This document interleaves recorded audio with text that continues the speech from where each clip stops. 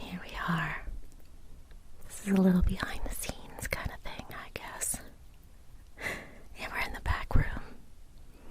The big room that I usually close off in the winter because it's just too much to heat up. But it's now my garden center. It's been so windy, and I have not been able to do anything outside, really.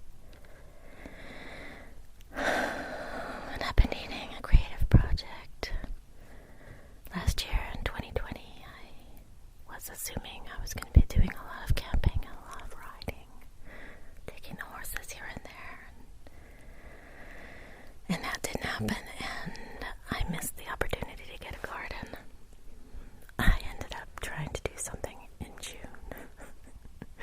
It's already, it's already boiling hot in the desert, so I was failed. But I perfected a few ideas, one of which is bags, grow bags. I have lots and lots and lots and lots of them out there with beautiful soil in it. And that's going to be my garden that I can keep covered up. But I'm getting ahead of myself.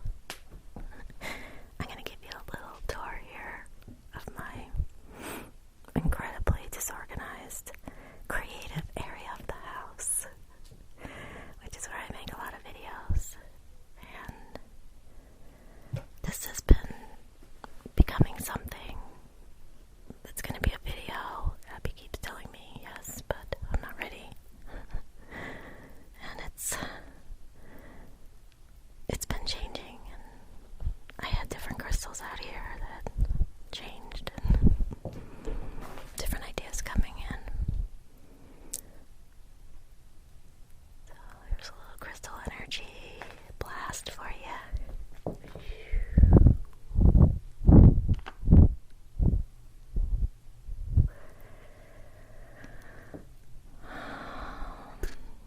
I have not been disciplined enough to follow through on my organizing back here and putting everything away. And this keeps changing, so for now, I'll let it be. There's definitely some energy grounding going on here on the feet. And all the way up through crown chakra. And over here is the massive, oh my goodness, this massive energy blast that I cannot put away yet somehow. I'm afraid it's just general procrastination, but every project is connected to all the other projects, and this beautiful, colorful background here is hiding all boxes and boxes of paperwork and old stuff and shipping stuff from when I was doing sales, and what else? Oh, the ASMR props from over the years. And it's unfortunate that the cats figure out a way to get up on the shelves and jump in there and knock down all of my stacks of boxes and papers and things.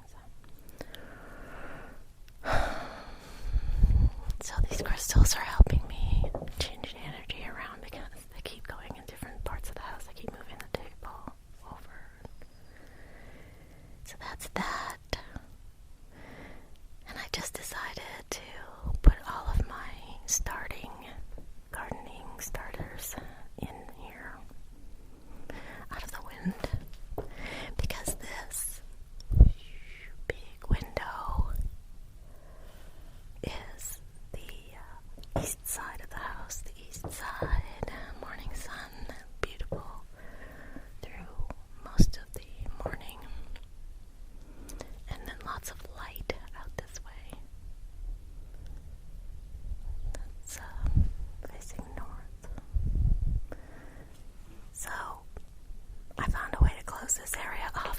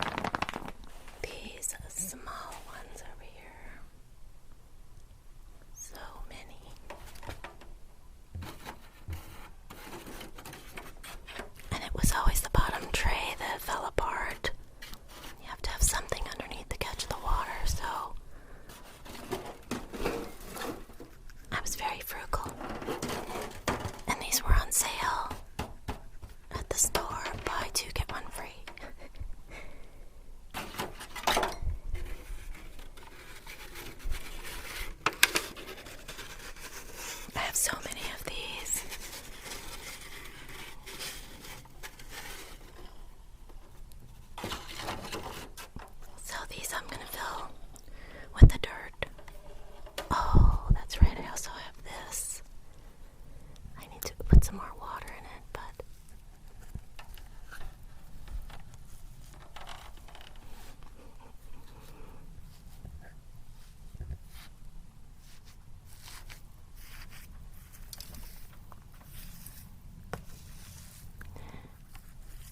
so this was all individual little compact, I think peat and soil or something that you put in these little cells, and you add water and they expand, but they're a little bit old and they weren't really puffing up very well, so I dumped them all in here and just filled it with water. And I've just been poking it and breaking it up, and I'm going to add that to the seed starter for the flowers.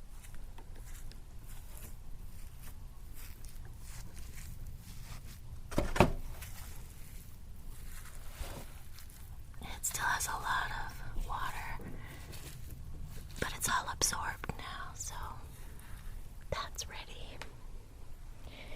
Copy, copy, copy, copy, copy, copy, copy, copy, copy. And then I have these medium-size 3-inch pots.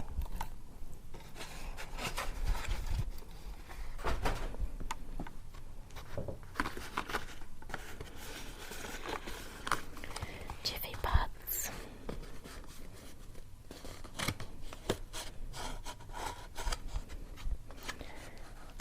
This is good for starting vegetables because, I can take them right from here into the garden.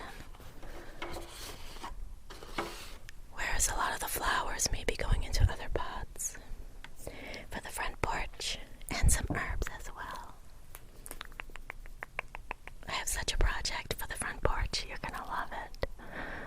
I'm gonna show you some of the stuff that's here for that.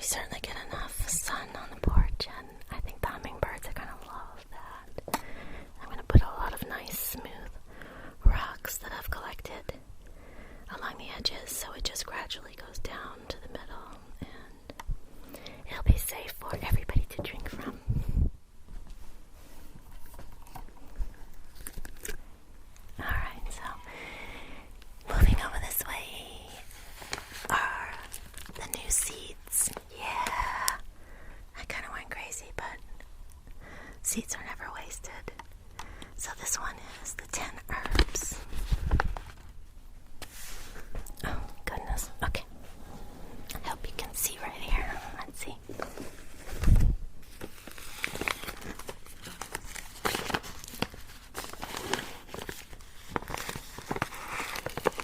So these are heirloom seeds. High germination. And it's a 10 pack.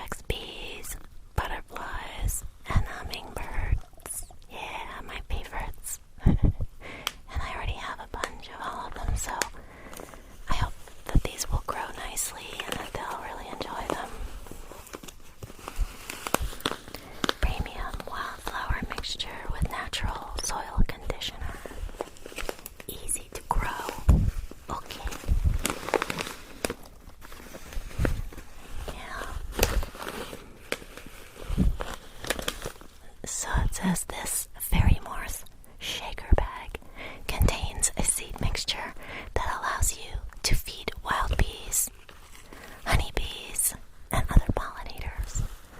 From this blend of 20 annual and perennial flowers, you will see early, mid, and late season blooms that will provide both long and short-tongued bees with nectar and pollen all season long.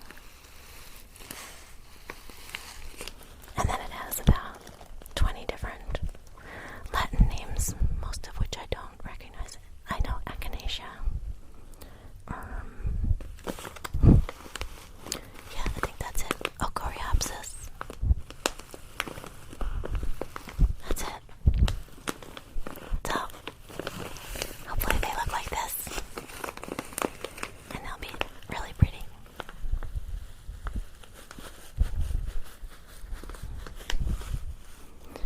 I'm concentrating my effort at beauty to the front porch, where I will see it every day and take good care of it. And then the vegetable garden will be in the back. And I got a little watering can. Isn't that cute? This is for in the house here, so hopefully it doesn't drip. And I have pans underneath everything, so I don't want to get water on the furniture.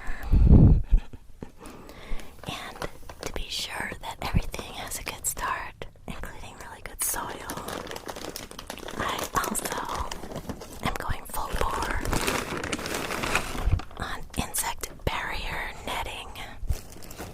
So I have this big square of it. This one is 6.5 feet by 30 feet, and I'm going to cut it in half. And this is going to, well, I'm going to cut it a few ways, but this will be out on the front porch covering the newly indoor sprouted babies that will be on my shelves out there. And I'll be able to wrap them with this netting. Keep birds for sure, but bugs, because last year that was my downfall. The heat and the bugs, so it's very thin. You can water through it. And you'll see how I'm going to use it back there. And what else? And I do like to keep it natural if I can, so if there are bug issues or anything, especially if it's indoors, I really don't want to spray anything, I will have some of this in a little spritzer bottle. This is about the best thing I've found. Pure neem oil. 100% cold-pressed neem oil. As long as it doesn't have any of the nasty additives. Neem oil is actually very, very good. It's been used for many thousands of years in India, and they use it for health and beauty, as well as it's a great insect repellent. 100% biodegradable, safe for beneficials, healthy skin, hair, and scalp. That's funny. It gives you very shiny leaves on your plants. So if you have indoor plants, you make a little mixture of this in water and spritz it. You'll have beautiful shiny plants. I don't have any indoor plants because I have cats.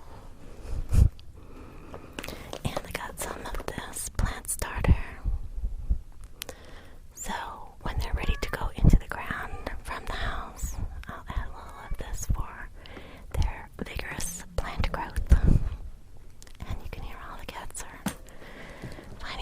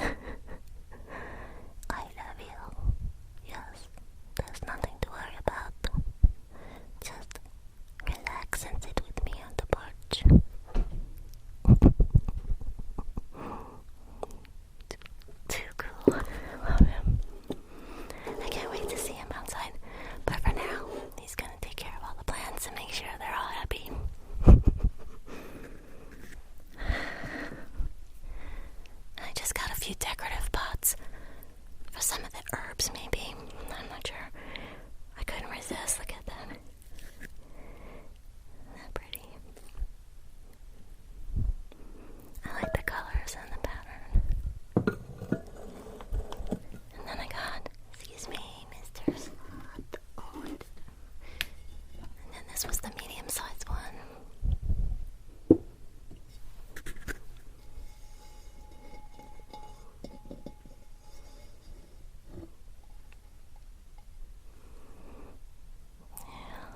Ancient, symbolic, like cave paintings. Yeah. And then I had the big one. Look at that.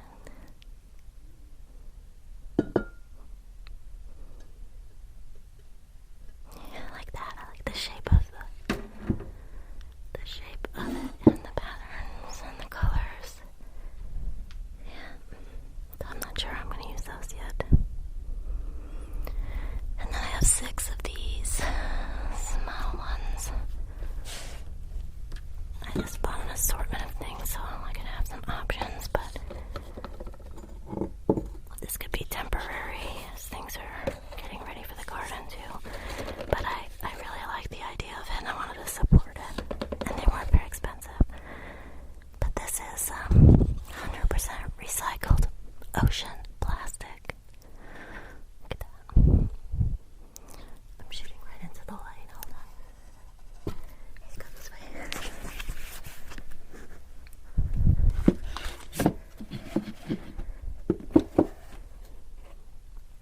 It says, we took ocean plastic and made it a planter. Some sources from ocean plastic. Yeah.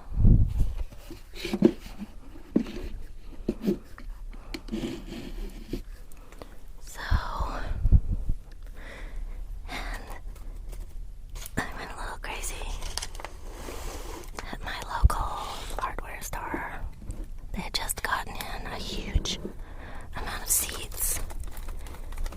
And I really didn't need many veggie seeds, that's for sure. I think I got a couple of things, but those were organic. Oh, I did. Look at all these. Oh, I think I went a little crazy. Okay, I'm gonna go back over here and sit down and show you these. Come on, over here. Oh yeah, I forgot to show you too. This stuff is really nice. Black gold, all the riches of the earth. This is a natural potting soil. And that's gonna be mixed with some of that mucky stuff as well. And that's what's gonna go in the bigger containers. Those over here. That'll start quite a few veggies right there. And they will definitely be getting plenty of sun. You can see here, it's kind of hard to even block it out. I usually put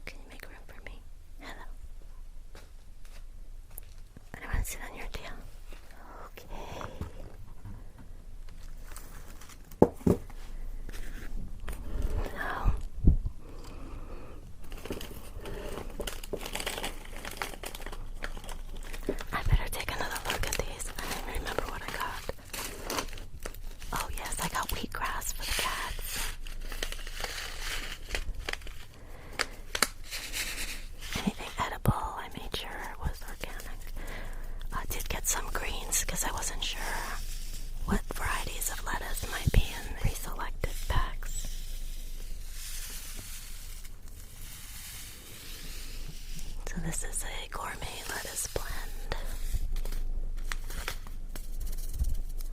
Lavender. I know the other one had lavender too, but you can never have enough. And some Swiss chard, rainbow Swiss chard. Definitely a favorite. And I think there's a package of Swiss chard, but I don't know if it's the rainbow variety, so. And green onions, evergreen bunching.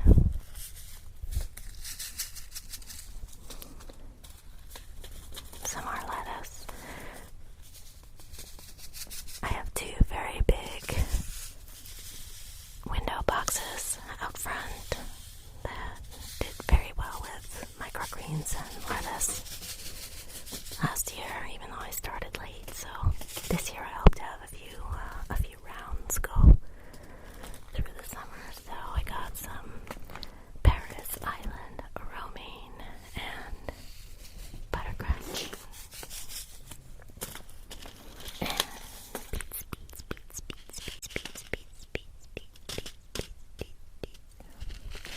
I do love beets.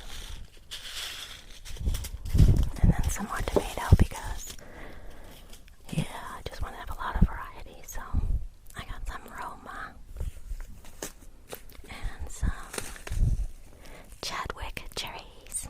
Cherry tomatoes do really well out here, so the bigger the better. And beefsteak tomato, because I didn't remember seeing beefsteak tomatoes in the packages. Yeah, so that was that.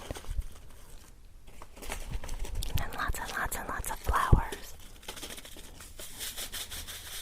I'm definitely going to start them in the house. So, sunflowers. Definitely have to have the sunflowers, but these are the dwarf incredibles. So, nice accent colors. And wildflowers. This is just bird and butterfly mixture. A lot of these I'm just going to scatter into the beds in front of where my little porch garden will be. And I love hollyhocks. I hope they grow. They have the perfect place against the little wall on my porch, so hopefully they will make it. Oops, what are you doing here? Table queen squash. One of my favorites. And last year I couldn't get them to grow, so I think I'm over-prepared now. And this is blue sage. Blue sage is really beautiful.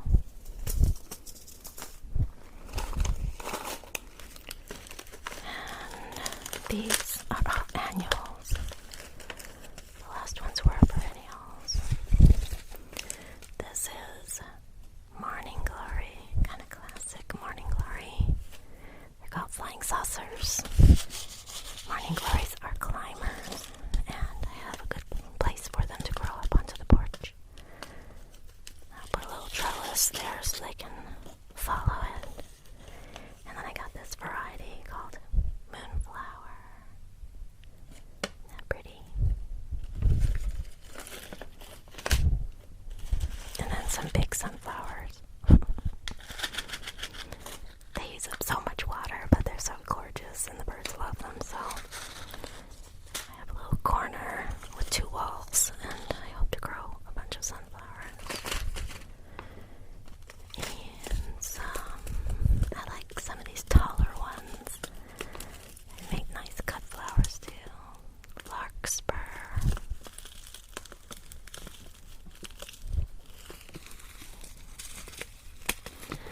I only bought things that said full sun, so hopefully with some good watering and care they won't die. These I'm very interested in because they're supposed to be they're supposed to be very drought resistant, and if I could get them to thrive here it would be really used to have a whole row of these. Have you seen these? This is new to me. Cleome.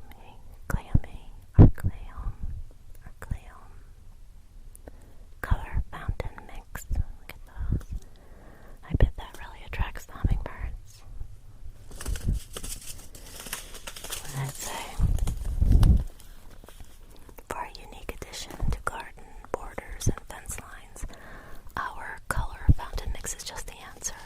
This variety offers an attractive collection of pink, magenta, and ivory blooms, crowned with long stamens and curved petals resembling spiders. Heat and drought-tolerant flowers for continued blooms. Sounds great to me. So I got 2 of those. Some 4 o'clocks. Let's see how they do out here, but they have a beautiful fragrance. Gotta have fragrance too. And then Cosmos. Cosmos is so cheerful and beautiful. Different variety of Cosmos. And some more 4 o'clocks. And that's it. I have this cute little bowl to plant something in. Maybe some cactus. It's kind of short. Oh, I'm excited. I'm happy. I'm feeling encouraged to be creative and actually do better this year without having to really spend a lot of money. I really pared it down as far as that goes, because last year I bought the bags and the soil, and so I'm ready to just get these guys growing